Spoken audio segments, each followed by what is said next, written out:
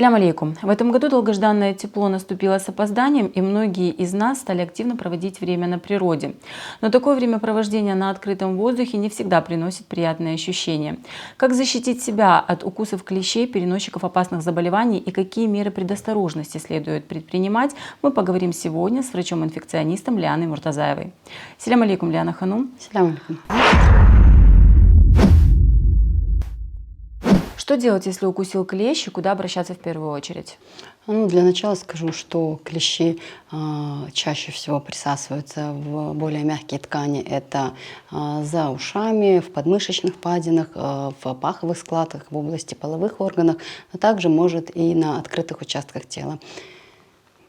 Если вас укусил клещ, в первую очередь не паниковать, обращаться в травматологические пункты в будние дни для того, чтобы удалили клеща в условиях медицинской организации, люди, которые обучены этому, или же выходные дни в приемный покой. Многие удаляют клещей сами. Можно ли это делать, удалять клеща самостоятельно? И если да, то как это делать правильно? Самостоятельно можно удалять, но обязательно нужно помнить, что необходимы меры защиты. Это в первую очередь перчатки. Для того, чтобы удалить клеща, лучше это делать пинцетом, аккуратно захватить за головку ближе к коже, максимально близко, и вращательными движениями его выкрутить. Ни в коем случае не за брюшко, ни в коем случае не раздавливать клеща, потому что можно заразиться даже при раздавливании клеща через поврежденные ткани на руках, через поврежденную кожу. Чем опасен укус клеща? Сам укус клеща не опасен, он безболезненный, клещ вырабатывает специальное вещество, которое вызывает анестезию, и это не больно. Но опасно то, что находится в слюне клеща и чем он является переносчиком. На сегодняшний день остаются такие инфекции, как клещевой энцефалит, клещевой боррелиоз или болезнь Лайма, марсельская лихорадка и Крым-Конго-геморрагическая лихорадка. Эти все заболевания довольно-таки опасны, некоторые из них могут приводить к инвалидизации и даже смерти человека. В какое время года эта проблема наиболее актуальна? Нужно помнить, что в Крыму случаи нападения клещей встречаются круглый год. Кроме этого, есть определенная сезонность. Это апрель-июнь месяц. Связано с этим майским пиком активности клещей и с тем, что люди чаще появляются на природе. Можно ли предупредить развитие заболеваний после укуса клеща? Есть профилактика заболеваний.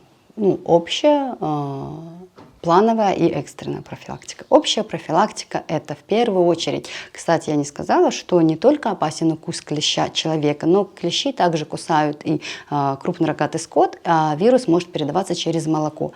Поэтому обязательно в первую очередь это термическая обработка молочных продуктов, потому что можно заразить и через молоко. У нас были неоднократные случаи обращений. Клиника типична рикетиоза, то есть это заболевание вызвано укусом клеща. При этом при сборе анамнеза человек говорит, что нет, меня клещ не кусал. Но выясняется, что 5-7 дней назад обрабатывали животное, в данном случае это была собака, с которой удаляли клещей и руками это раздавливали. Поэтому через поврежденную кожу вирус попал в организм человека и вызвал заболевание. При этом сам человек даже не подозревал, что такое возможно. В вторую очередь это использование защитной одежды или репеллентов. Это специальные спреи, которые предотвращают присасывание клеща, предотвращают. Если касается это деток, то однозначно прыскаем на открытые участки тела, но помним, что на руки и на лицо, руки и лицо обрабатывать нельзя. Кроме этого, можно говорить о том, что необходимо обрабатывать животных, о том, что необходимо проводить акарицидную обработку лесов и парковых зон. Это что касается общей профилактики. При обращении человека с укусом клеща однозначно в большинстве случаев проводится экстренная профилактика этих вирусных заболеваний в виде иммуноглобулины человеческой или антибиотика профилактика. Там уже доктор сам решает, в каких конкретных случаях что будет проводиться.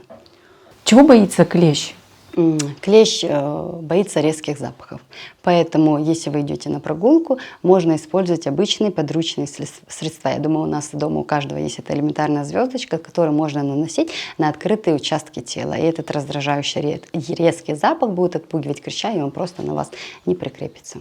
Сагалнас. Если вы собираетесь на природу, принимайте меры предосторожности и берегите себя.